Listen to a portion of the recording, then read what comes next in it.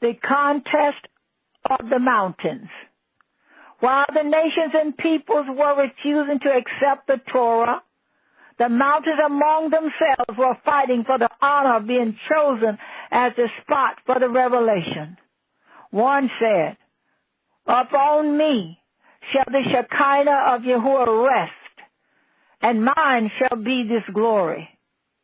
Whereupon the other mountain replied, "Upon me shall the Shekinah rest, and mine shall be this glory."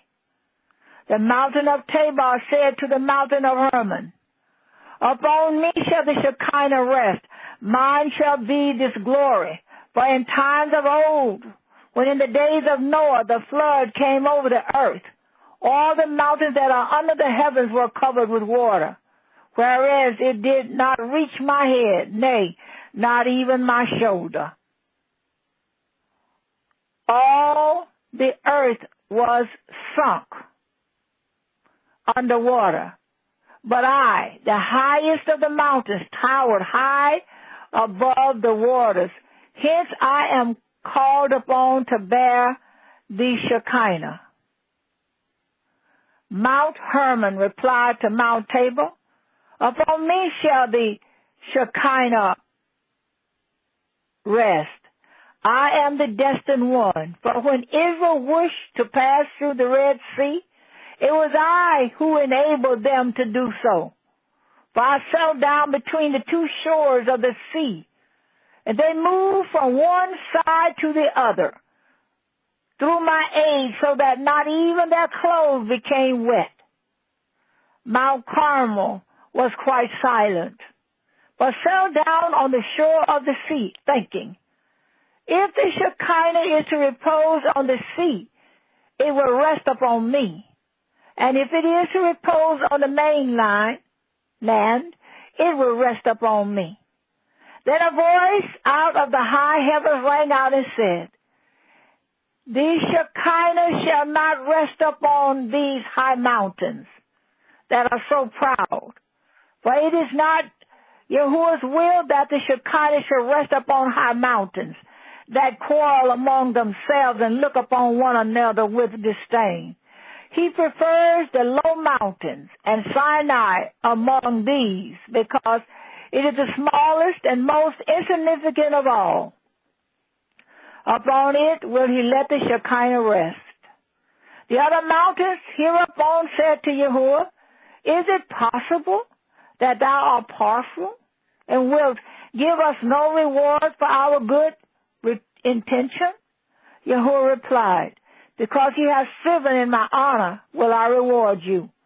Upon Tabor will I grant aid to Israel at the time of Deborah, and upon Carmel I will give aid to Elijah.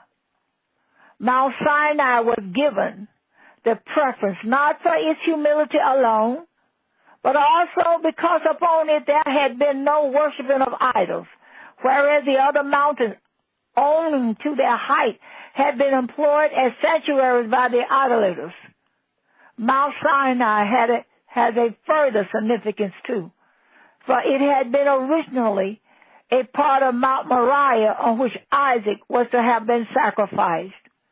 For Sinai separated itself from it and came to the desert. Then Yahuwah said, because their father Isaac lay upon this mountain, bound as a sacrifice, it is fitting that upon it his children receive the Torah.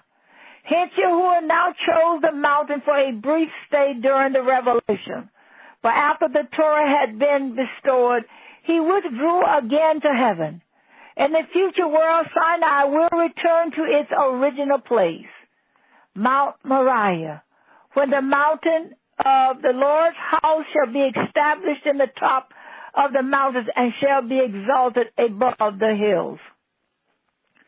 Just as Sinai was chosen as the spot for the revelation owing to its humility, so likewise was Moses.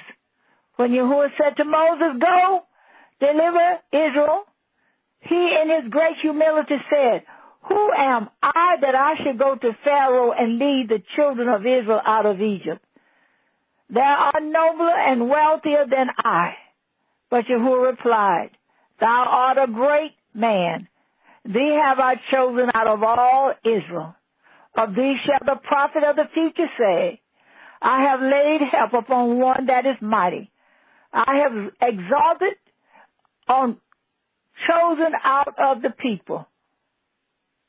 I have exalted one chosen out of the people.